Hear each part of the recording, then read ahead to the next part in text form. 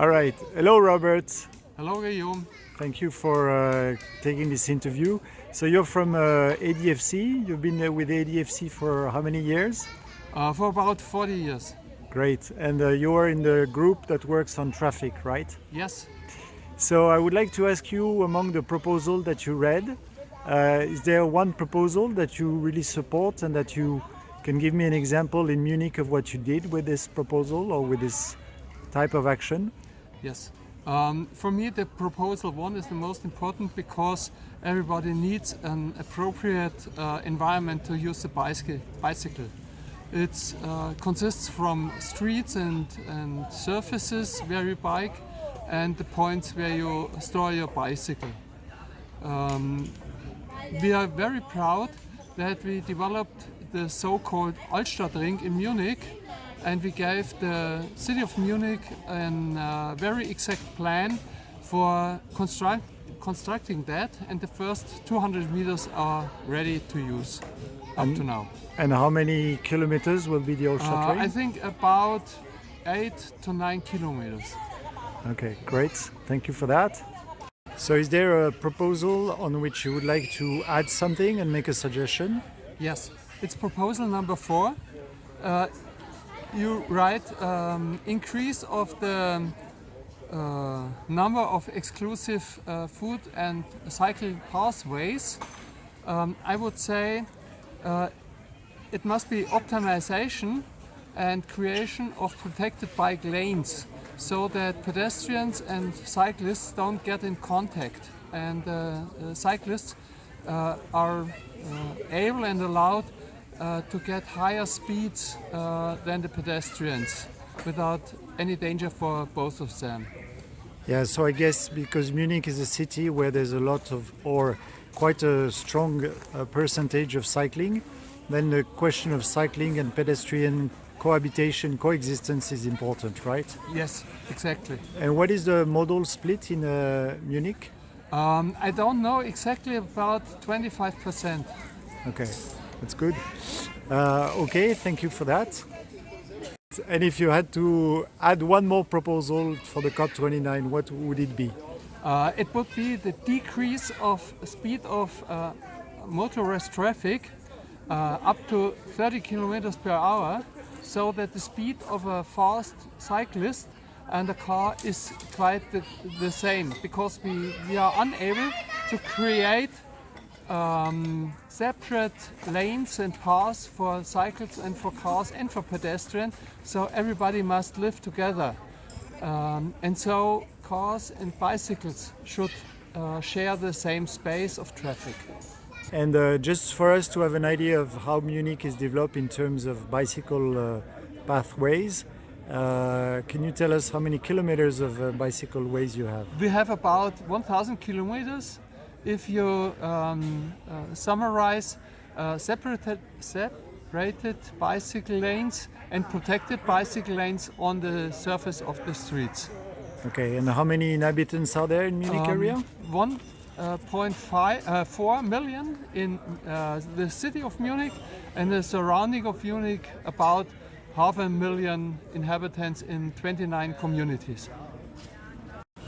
All right, and is there one achievement, something that ADFC pushed to the Munich town hall and officials in order to change the city for biking? Is there something you're proud of? Yes, we had 5 years ago the so-called Radentscheid Munich. The Radentscheid Munich consists from many proposals which the mayor of Munich is obliged or forced to do. And the ADFC Munich collected a lot of subscribers for that obligation. And the first measures are being realized now since 3 or 4 years. And these obligations, for instance, what are they?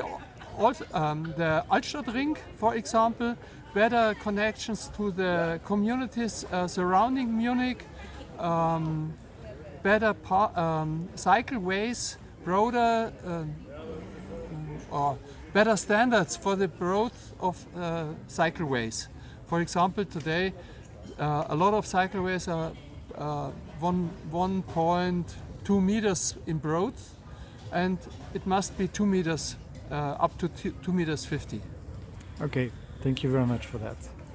Now imagine you have a magic wand and you can make one wish for biking development in Munich. What would it be? For me, the most important thing is that the people use their bicycles voluntarily, and they feel comfortable and safe.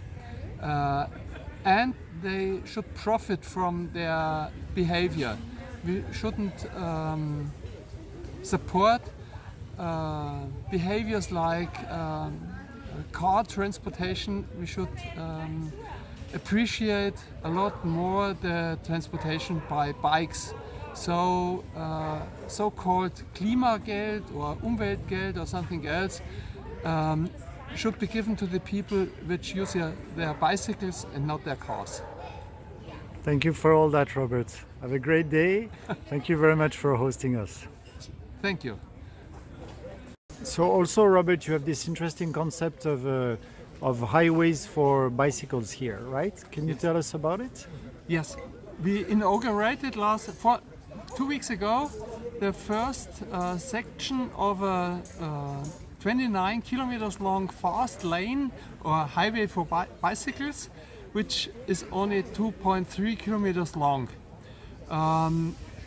The characteristics of this bicycle highway is that the traffic is separated. You have pedestrians and you have the bicycles. For the bicycles you have 2 lanes,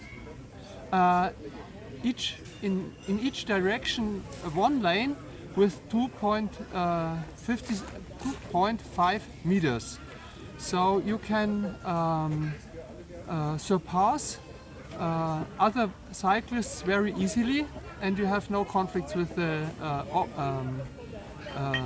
traffic in the opposite direction. Yes. Okay. And one of the quality criterions is the loss of time.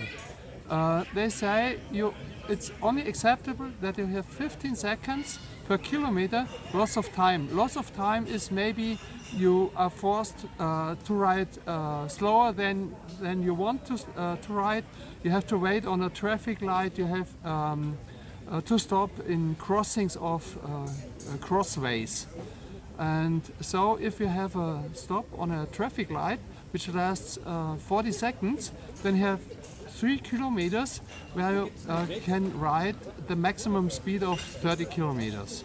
Okay, so you have this, and I guess you have displays as well?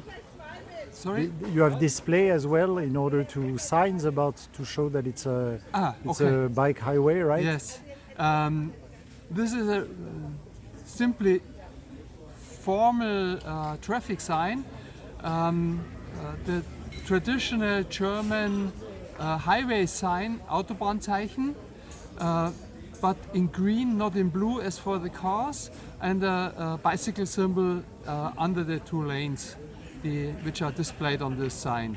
Okay, so if there's a sign, if there's the wait time less than 15 seconds per kilometer, Exactly. if there's 2 lanes of 250 meters, Yes. you can call that bicycle highway. Yes. Speedway. And another criterion is that you can ride in winter on this surface because it must be freed from snow. Okay. And how do you it has lights. And it has lights. Okay.